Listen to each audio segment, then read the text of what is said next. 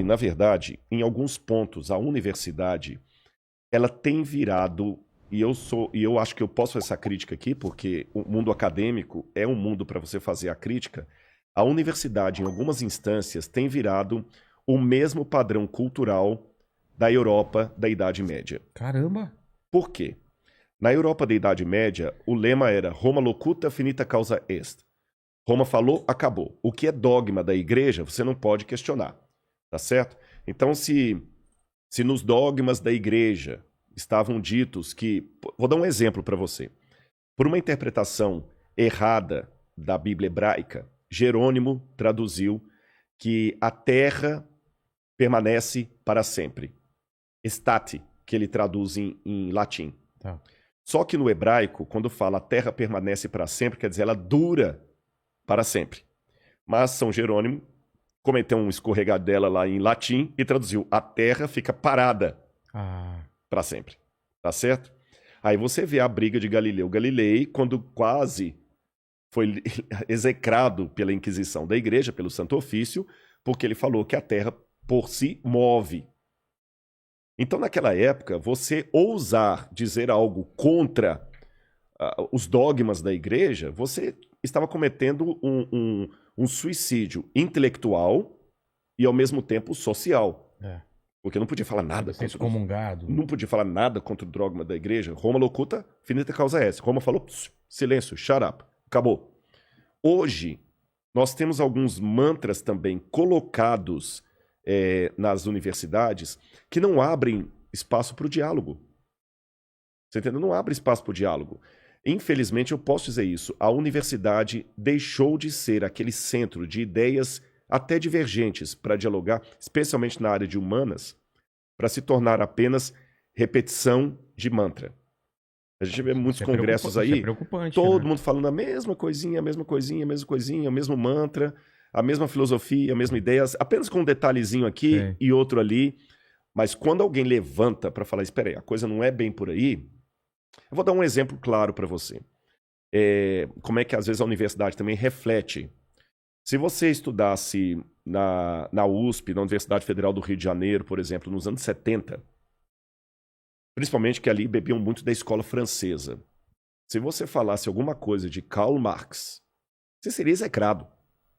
Não haveria espaço para você, na área de humanas, citar o Capital de Karl Marx. Nunca. Nunca. Você está entendendo? Não tem nem vez para você. O comunismo era uma coisa completamente abjeta.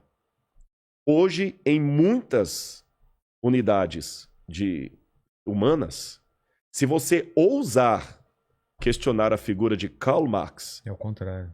você vai ser execrado quase como Galileu Galilei foi na época do Santo Ofício. Cara. Ouse, numa faculdade de sociologia de muitas instituições públicas, falar que você discorda de Karl Marx. Você entendeu? Você tá perdido ou Gramsci. Ou fale contra Gramsci. O pessoal vai te execrar.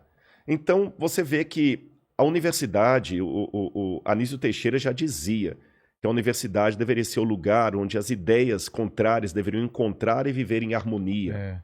Foi por isso que ela surgiu. E Anísio Teixeira, na sua empolgação, falava que nada poderia substituir A palavra universidade já é uma coisa. Universidade. universidade. Aliás, a universidade surgiu até por isso, porque, na verdade, existem duas versões aqui da origem da universidade. Alguns pensam que a universidade começou com a Igreja Católica, quando ela funda as universitas, principalmente a Universitas de Bolonha, de Paris, de Roma. Mas naquela época, a Universitas era um lugar onde, ainda no predomínio da Idade Média, você só podia estudar se tivesse a bênção da igreja, tá certo? Então até os professores, para dar aula ali, ele tinha que ser alguém fiel aos dogmas da igreja. Existe um filme antigo, Vilela, eu não sei se você conhece, se o pessoal de casa vai lembrar, porque ele já deve ter uns 20 anos ou mais, Em Nome de Deus. Sim, sim. Que é uma história verdadeira, contando a história de Abelardo e Louise. Eu visitei em Père Lachaise, lá na França, em Paris, no cemitério de Père Lachaise, o túmulo deles, que é uma história real, embora ela aconteceu na Itália, mas a história é real e terminou na França. Ele era professor de filosofia.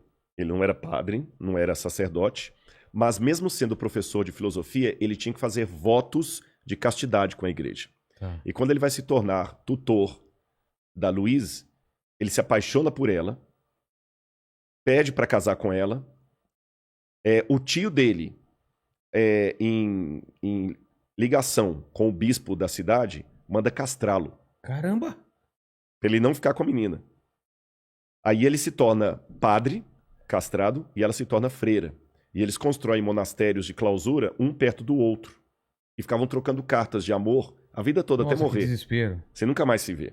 É bonito, é triste, É triste, mas é bonita. bonito, né? E você lê as cartas deles ali, ele pra ela pra ele, né? Falando assim, que sentimento é esse? Bom, mas essa história ilustra o que eu quero dizer. Naquela época, ele era professor, mas ele não podia se dar ao luxo de casar só porque ele era um professor formado por uma universitas. Todo mundo que estudava lá tinha que ter, em primeiro lugar, o título de teologia. Por isso que quase todos os que formavam nas universidades eram primeiro teólogo para depois ser outra coisa. Tá. Com o tempo, na época de Tomás de Aquino, Carlos Magno, que a igreja começa a valorizar a filosofia aristotélica, eles começam a falar, então tá bom, a filosofia, que era ancila teológica, como se diz em latim, a serva da teologia, agora ela é a mãe da ciência. Então quando você estuda lá, você tem que ser, em primeiro lugar, filósofo.